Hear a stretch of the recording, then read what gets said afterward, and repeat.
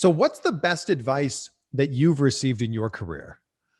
Uh, I feel like I'm not trying. I swear I'm not trying to name drop. I met Sami Zayn once at an Evolve show. This was when I was still doing just tattoo guy thing, and I was doing a tryout.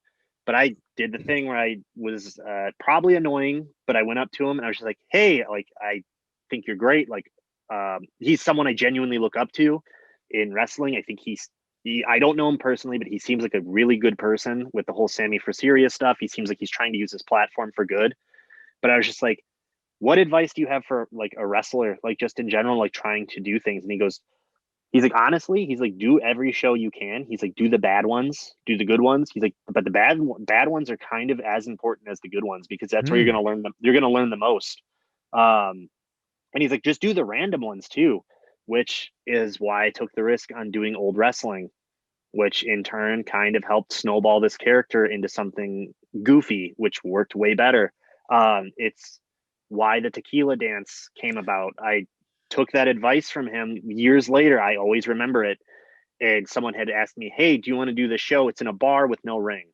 And I was like, "How am I going to do that? Like, especially with this character?" And I was like, "Let's do it. It's a challenge." And it was me versus PB Smooth, who's 7 feet tall almost.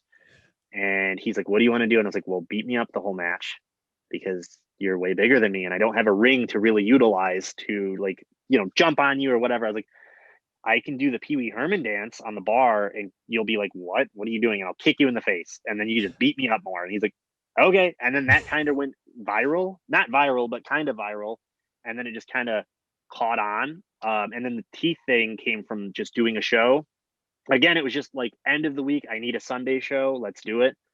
And I wrestled this guy Bobby Beverly, and I did the Daniel Bryan surfboard stretch where I just pull his face up, and I got a photo of it. And on Monday at work, I was like, "Well, I need to post something that I wrestled this weekend," and I was like, "I'm trying to take his teeth," and that was it. And then it just turned into, "Hey, you should feed people teeth," and I was like, "Oh, that's a good idea."